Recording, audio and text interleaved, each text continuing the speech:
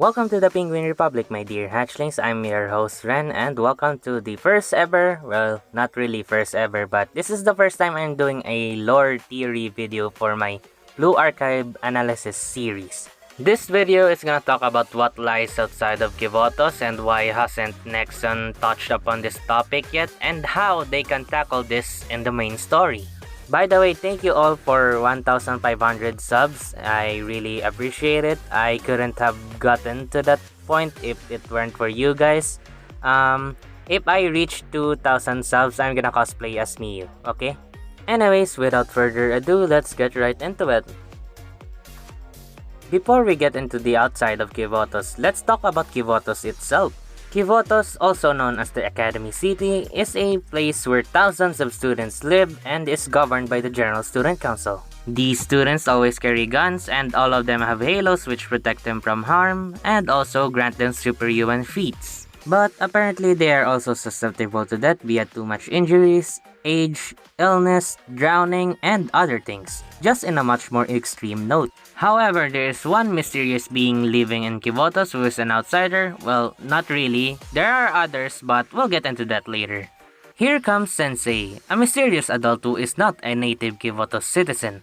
All in all, Sensei is just a normal human being who is very average in terms of physical prowess and can die anytime a stray bullet hits him somewhere lethal. But he has something that is quite interesting, for a lack of a better term.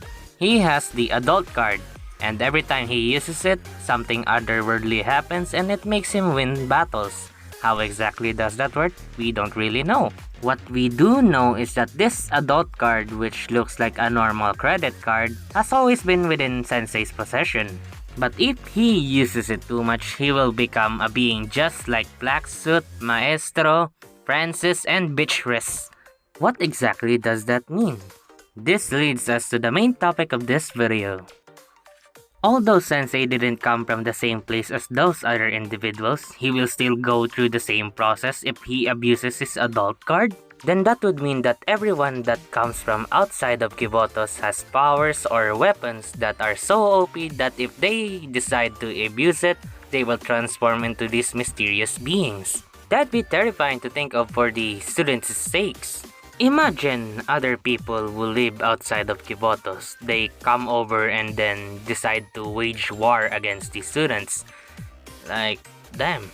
I talked about this with my good friend Bridget and wait, wrong screenshot. Let's say these people are just very normal humans who can die very easily, but they have powers or weapons that can pierce through the students' halos. That'd bring a threat that is probably even more serious than what the Chroma could do. Cause think about it, the Chroma is a world-ending threat, which means everything just gets destroyed. But if these people wage war, it's just gonna be total annihilation from both parties. If the outsiders win, they can take over Kivotos and do whatever they want to the citizens. If Kivotos stands wrong, we may have our casualties to the students. And believe me, as much as I don't want to see my students suffer and die, I love me a good, dark, and depressing story. Come on, Nexon, give us a reason to actually fear for our students' demise. Give us a shocking yet intriguing death for our students. Give us the Frost Nova situation, Nexon. Learn from Arknights on how they make dark and depressing stories really work well. Anyhow, let's talk about how Nexon could bring this theory into the main story of Blue Archive. There's one way they could tackle this into the main story. There is a school called the Odyssey Maritime School. They could make a plot point where one of their ships just ventured a little off course on the route to one of Kivotos' islands, and just like in Sea of Thieves, they sail through the Red Sea. And they get taken by the currents through very rough seas and they nearly sink because of how intense it is. And then they land on one of the places that are outside of Kivotos and they meet the natives of that place. Now these natives could be whatever, they could be humans, demons, fallen angels, etc. They could talk in a civil manner until they mention they are from Kivotos. Then the mood suddenly shifts and the natives get a bit more hostile. Let's say it goes like this. Help! We're stranded! Where is this place? Where did you come from? We're from Kivotos! You're from Kivotos? Is there a problem? Kivotos is redacted. And the conversation gets a bit more heated until one of the Odyssey students go, "Don't make us shoot you! You don't have halos!"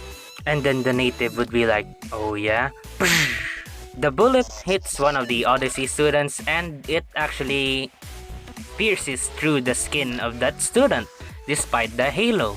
And then all hell breaks loose. Now you might be wondering, how would they even have weapons that could shatter halos?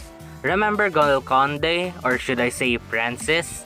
He's the one who made that halo-destroying bomb and it nearly killed Atsuko. If it weren't for Beatrice's safety measures, then Hime would have died.